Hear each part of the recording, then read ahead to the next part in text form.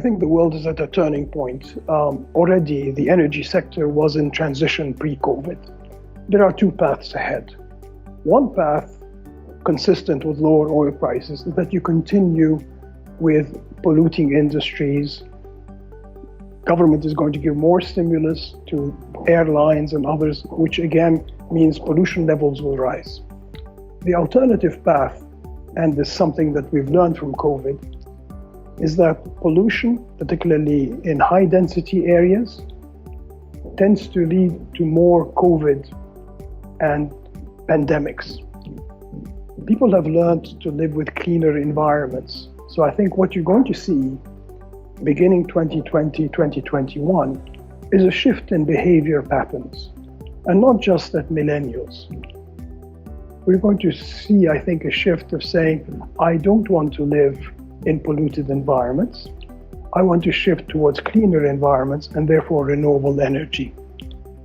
And that is consistent also with creating more jobs. You're not going to be able to create jobs in the fossil fuel industries. You can create jobs in renewable energies. So I think, and I'm perhaps being overly optimistic, I think we're going to see a wave of Green New Deals on a global basis, and particularly in countries like China, which is going to require stimulus post-COVID and is already a leader in renewable energy. And I think it'll give a stimulus to other countries, including countries in the GCC, the oil producers, to continue along a renewable energy green path.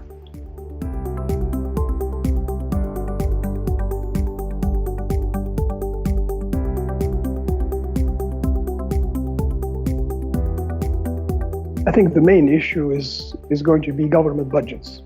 The lower oil prices, given the high dependence of the Gulf countries on oil for government revenue, more than 60-70%. In the case of Saudi, something like 90% of revenue comes from oil, is going to be the capacity of governments to continue financing renewable energy projects. So what we're likely to see is some delay, particularly for the larger projects. Existing projects will continue. Against that, I think there are two things. One is that governments can reduce subsidies. Already subsidies have been reduced in the past. This is the perfect occasion to cut out subsidies because you've got low oil prices anyway. That would free up fiscal space and allow governments to continue financing renewable, but also energy efficiency. The other, and this is also happening, is inviting the private sector to play a more important role. We're already seeing that. So what you're seeing now is more private sector financing of renewable energy and energy efficiency projects across the region. And that is very promising for the future because it means you're less vulnerable to oil price shocks and to other shocks because you've created space for the private sector to come in.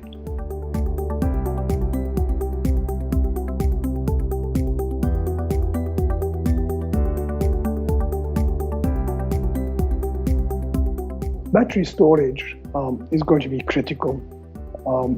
Already we've seen the cost of battery storage decline, something like 50% per year over the past 3-4 years. So it's clear that battery storage is going to be the linchpin for the renewable energy, particularly as you're going towards more distributed power production that is off-grid. And it's going to be critical for aggregators and who are now starting to develop virtual power plants, i.e. taking energy which is now distributed, aggregating it onto the grid and redistributing it.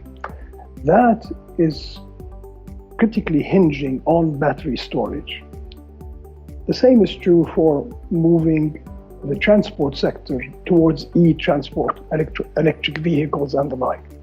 Again, I think we're finding those solutions.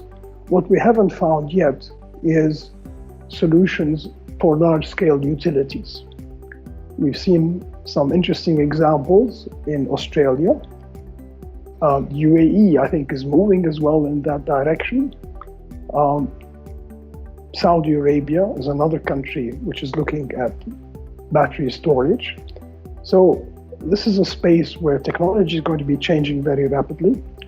Costs are going down, and I think increasingly you're going to see battery storage being used in a big way, not just behind the meter at the level of households, but also at the level of aggregators, and then eventually at large-scale utility levels.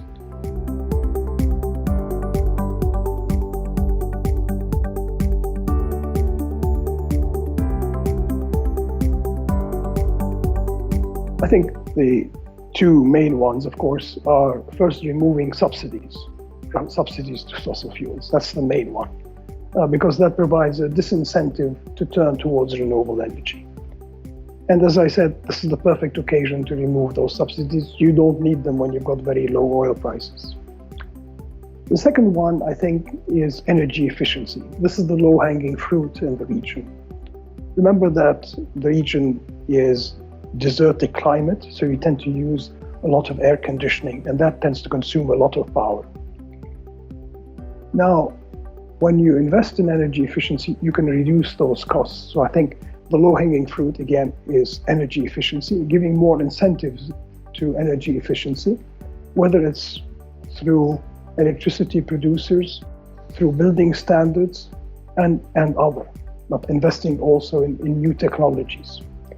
So those, I think, are the two main ones. The third and critical one, I think, for the private sector is facilitating financing, giving more incentives to the banks, helping the markets develop new instruments for the financing of renewable energy, but also, and this is the critical bit, having a clear strategy with respect to renewable energy, and announcing what the tariffs will be and being flexible in terms of tariffs.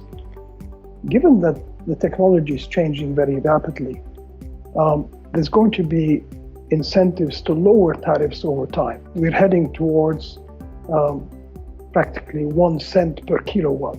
We never dreamed that that would happen, but the technology is leading us in that direction. So be flexible in terms of your tariff policy.